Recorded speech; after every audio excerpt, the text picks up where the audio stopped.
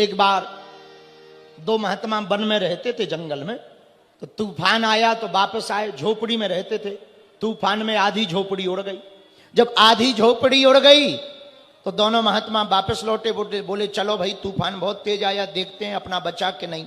जैसे ही आए आधी झोपड़ी उड़ गई तो एक महात्मा हंसे और एक रोए।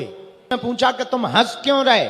भगवान की बड़ी कृपा है, इतना तेज तूफान चला फिर भी आधी झोपड़ी बच गई। भगवान को हमारी चिंता थी कि रात कैसे गुजारेंगे, इसलिए हम हंस रहे हैं। दूसरा महात्मा रो रहा था। बोले तुम रो क्यों रहे? अरे बोले बताओ तो, भगवान को शर्म नहीं आती है, हम इतना भजन करते हैं फिर भी आधी झोपड़ी उड़वाते हैं। एक ही जगह एक हंस रहा है एक रो रहा, दोनों के विचार अलग अलग, इसलिए एक हंस रहा है एक रो रहा। मन की वृत्ति में एक ने कामना रख रखी इसलिए दुखी है, एक निष्काम हो गया सो सुखी है।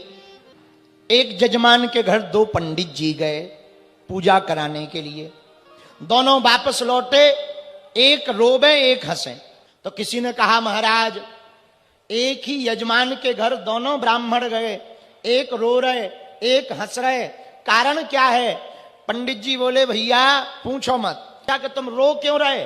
बोले महाराज हम जिस यजमान के घर गए थे वो बड़ा अमीर आदमी है, हमने सोचा 5,000 रुपया दक्षिणा में देगा, पर निकम्मा कंजूस निकला 50 रुपया दिए, इसलिए रो रहे हैं। और दूसरे वाले से पूछा कि तुम हंस क्यों रहे हो, क्या तुम्हें ज्यादा मिल गए? बोले नहीं नहीं, मिले तो हमें भी 50 ही है, पर हमने पहले ही सोच लिया था है जरूर अमीर पर महाकंजूस है, 5 रुपया देगा, पर 50 मिल गए इसलिए हंस रहे।